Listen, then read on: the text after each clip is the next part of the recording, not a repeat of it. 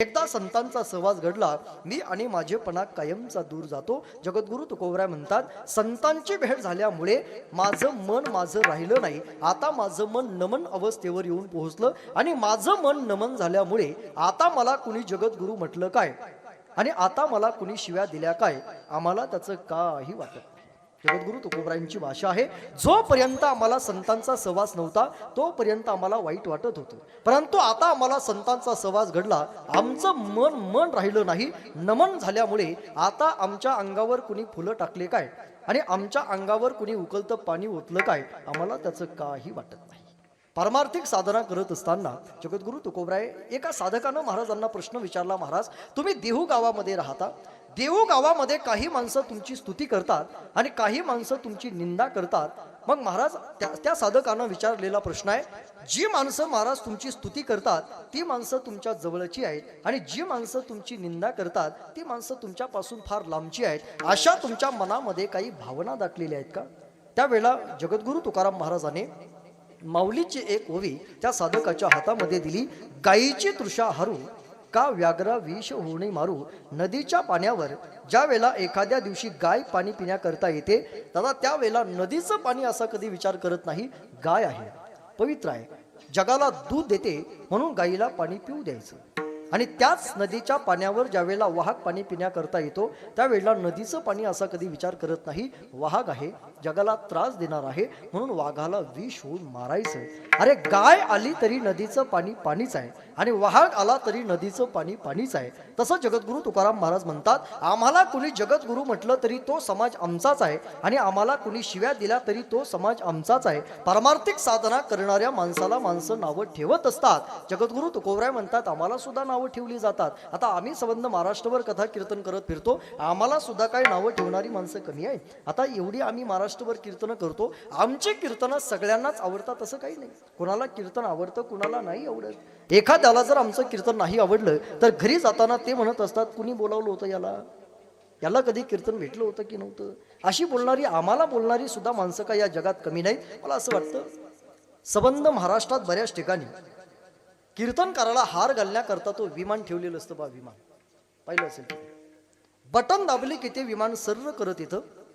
कुणीतरी कार्यकर्ता उठतो, त्या विमानाचा हार काढतो, कीर्तनकाराच्या गळ्यामध्ये टाकतो, बटन दाबलं की ते विमान सर्र करत आपल्या जागेवरती जाऊन उभं राहतं. मी माझ्या आयुष्यामध्ये उद्धव महाराज ज्या वेळेला पहिल्यांदा ते विमान कीर्तनात पाहिलं त्यावेळेला मला थोडंसं आश्चर्य वाटलं.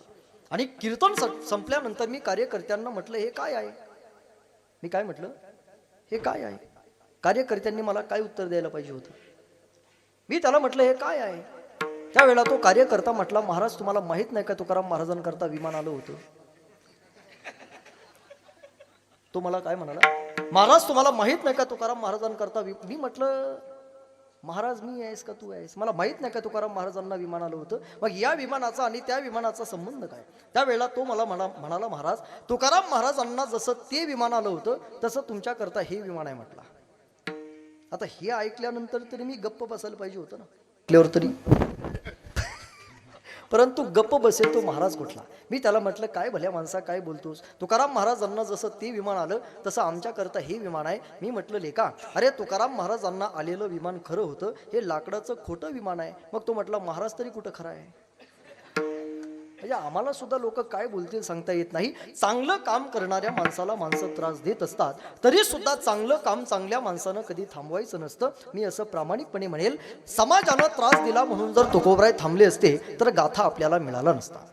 लोकांनी त्रास दिला म्हणून जर माऊली थांबले असते तर ज्ञानेश्वरी तुमच्या माझ्या हातामध्ये पडली नसती. लोकांनी त्रास दिला म्हणून जर छत्रपती शिवाजी राजे थांबले असते तर मला असं वाटतं हे हिंदवी स्वराज्य तुम्हाला आणि मला पाहायला मिळालं नसतं.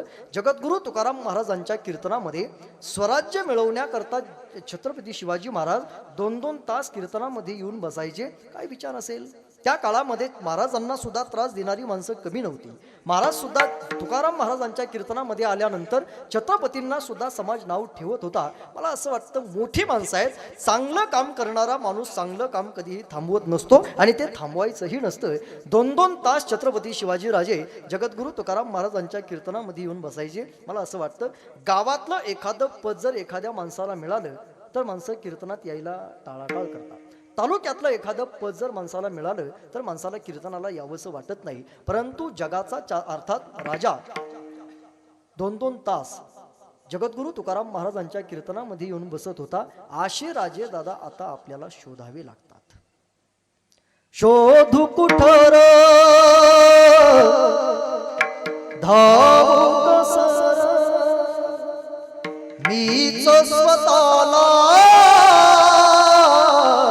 पाहू कसर या मावळ्यातून मावळून तू कधीच गेला रे. माझ्या राजा माझ्या शिवा माझ्या राजा माझ्या शिवा मोठा मोठा